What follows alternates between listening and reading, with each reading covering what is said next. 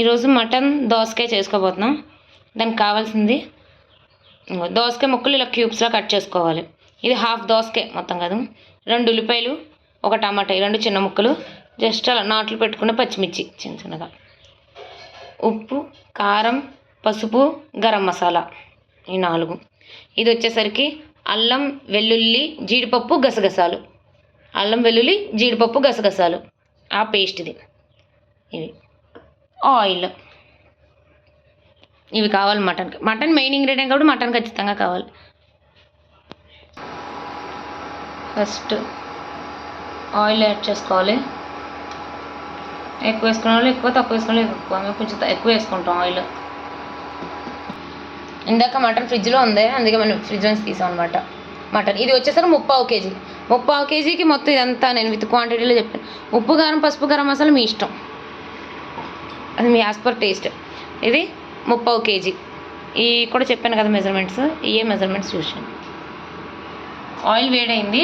ఇప్పుడు దాంట్లో పచ్చిమిరపకాయలు, ఆనియన్స్ యాడ్ చేసుకోవాలి. అది కొంచెం వేగాక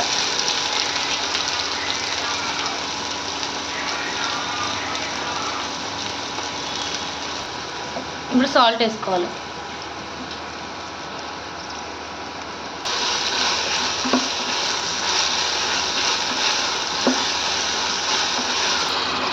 మటన్ యాడ్ చేసుకోవాలి. ఇప్పుడు 3/4 కేజీ మటన్. ఇది ఆనియన్స్ 2 వేసుకున్నాం. చిల్లీస్ ఒక 3 or 4 మీకు స్పైసీని తగ్గట్టు. పసుపు ఒక 1/2 స్పూను, 1/2 స్పూన్ అని వేసుకోవచ్చు, ఎందుకంటే నాన్ వెజ్ కొంచెం ఎక్కువ ఉండాలి పసుపు. చిటికెడు అలాంటివి వేయకంటే కొంచెం ఎక్కువ వేసుకోండి, 1/2 స్పూన్ లేదు 1/2 స్పూన్. ఒక్కసారి జాగ్రత్తగా కలుపుకోవాలి. దీన్ని కలుపుకుని చూపిస్తానే, వీడియో కుదరట్లేదు. ఇలా మూత పెట్టేసి విజిల్ పెట్టేసుకోవాలి. ఇప్పుడు ఇలా విజిల్ పెట్టేసుకుని ఒక 5 విజిల్స్ రానివ్వాలి. పసుపు వేసి మటన్ కలుపుకొని ఒక 5 విజిల్స్ రావాలి. బాగా కలుపుకోవాలి. మళ్ళీ అది మటన్ వేసిన తర్వాత ఆనియన్స్ అది కానీ మొత్తం కలిపేసి అప్పుడు విజిల్ పెట్టుకోండి. కుక్కర్ మూత తీసుకోవాలి. మసాలా అంతా దానిపైన అంటుపోయింది. మసాలా కదా, పసుపు. పసుపు అదేలే పసుపు. ఇంకో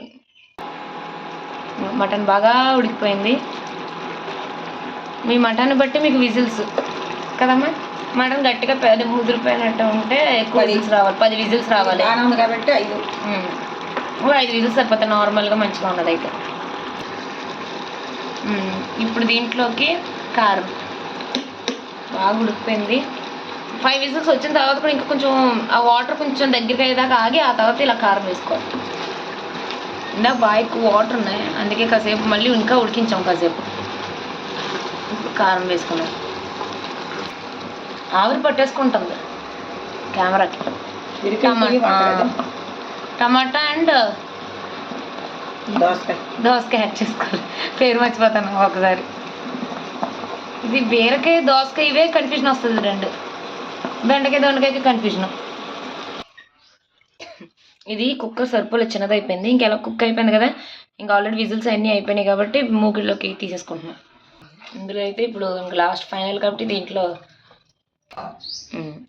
వేసి చేసుకుందాం. ఇప్పుడు దాంట్లోకి గరం మసాలా,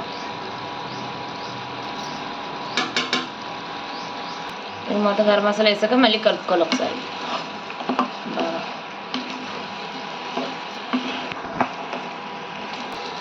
మనం ముందుగా ప్రిపేర్ చేసుకున్న పేస్ట్, జీడిపప్పు, అల్లం వెల్లుల్లిపై జీడిపప్పు గసగసాలు, ఓకేనా. అల్లం వెల్లుల్లి జీడిపప్పు గసగసాలు, ఓకేనా.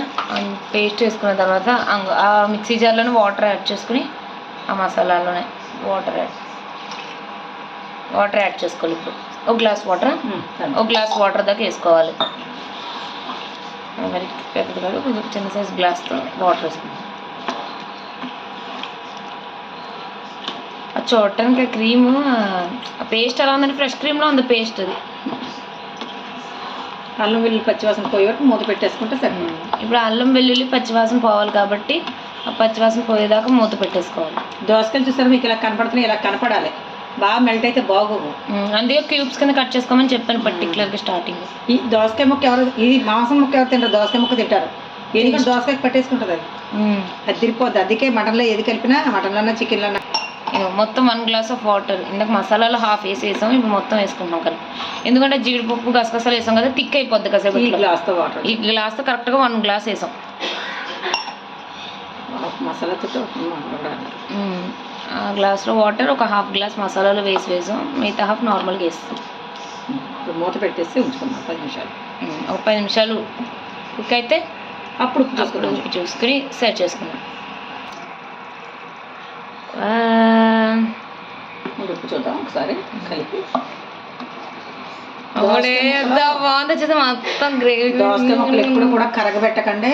ఇగో సగం కరిగిపోయి సగం ఉన్నాయి. అయ్యో మటన్ ఉడికిన తర్వాతే ఒక విజిల్స్ వచ్చిన తర్వాత ఆ తర్వాత వేయాలి టమాటా అండ్ దోసకాయకి ఒక విజిల్ చాలు.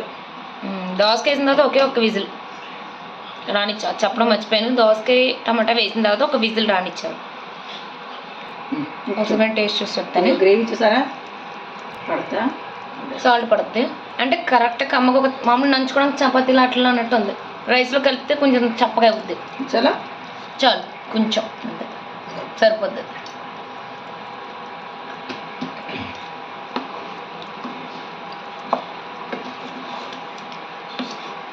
లైట్గా పులుపు ఉంటుంది కదా మరి ఇది, సో అందుకు సాల్ట్ పడుతుంది.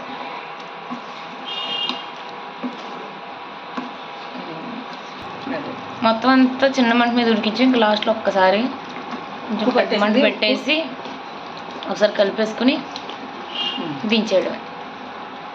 ఇంకా కొత్తిమీర అవన్నీ మీ ఆప్షన్లు వేసుకోవచ్చు, మంచిది, ఫ్లేవర్ బాగుంటుంది. కాకపోతే పెద్దోడు తిండు. కొత్తిమీర అంటే గడ్డి వేసారేంటి అని అడుగుతాడు. అందుకని కొత్తిమీరని కరివేపాకుని గడ్డితో సమానం. పచ్చళ్ళు అంటే పిక్సీ పట్టేస్తుంది కాబట్టి అందుకని మేము వేసుకోవట్లేదు. మీరు కావాలంటే వేసుకోండి కొత్తిమీర లాస్ట్లో. ఆఫ్ చేసాం. ఇలాగా జీడిపప్పు ఇది వేసుకుంటే ఇలా గ్రేవీ వస్తుంది. గ్రేవీ లేకపోతే దోసకాయ కూడా నీరు కింద ఉంటుంది కాబట్టి ఏమి ఉండదు, గ్రేవీ ఉండదు. అందుకని నీరుకుంటే బాగోదు. సో గసగసాలు జీడిపప్పు పేస్ట్ పట్టి అల్లం వెల్లుల్లితో పాటు వేయండి. ఇలాగా వండుకొని సండే తిన్నారంటే మధ్యాహ్నం కోమలో పోతారు, రాత్రి సాయంకాలం లెగుస్తారు.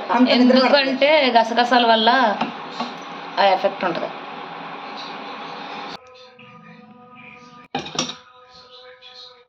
ఇది కర్రీ రెడీ. ఇదంతా మళ్ళీ తుడుస్తాం, క్లీన్ చేస్తాం. ఇది మూగుడితో తీస్తాం అందుకని. మటన్ కర్రీ, మటన్ దోసకాయ కర్రీ. ఇప్పుడు చిన్నది చిట్కా.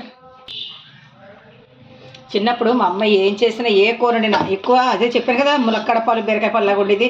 ఏ కూర వండినా ఇలాగ అన్నం వేసి పిల్లల్ని పిలిచి ఇలాగా తినిపించేది అమ్మమ్మ. ఇలాగ వేసి తింటే చాలా బాగుంటుంది, ఆ బలం ఉంటుంది. కానీ ఇలా పెట్టేది మమ్మ. కాలిపోతుంది, అన్నం వేడిగానే ఉంది, కూర వేడిగానే ఉంది. ఇలా పెట్టి ఇలాగ మా అమ్మ ఇలా పెట్టి ఇలా ముద్దలు చేసి తినిపించేది. 3 పిల్లలకి తినిపించేది, 4 పిల్లలకైనా ఇలా చేసి పెట్టేది మా అమ్మ. అప్పట్లో అందరూ కూడా ఇలాగే చేసేవారు. ఇప్పుడు అంటే ఫ్యాషన్ ఎక్కువైపోయి ఇలా గిన్నెలో కూరలు తీసేసి నేను పడేస్తాను, ఇలా కూరకి గిన్నెలో తీసేసి. అప్పుడు మా అమ్మ ఇలా పెడితే పిల్లలకి బలం అని చెప్పి మా అమ్మ అన్ని ఇలాగే చేసేది. అన్నం తినేటాడు లాస్ట్ మధ్య ఎవరికో తినిపించేది బలం అని. ఇదిగో ఇలా మీరు కూడా ఇలా చేయండి, మీ పిల్లలు కూడా ఇలా చేసి పెట్టుకోండి. లాస్ట్ కొంచెం అన్నం వేసి గిన్నెలోని కొంచెం గ్రేవీ ఉంచేసి అప్పుడు అందులో చేయండి. ఓకేనా, కలుపుతానండి. వీడియో నచ్చినట్లయితే లైక్, షేర్, సబ్స్క్రైబ్. నమస్తే.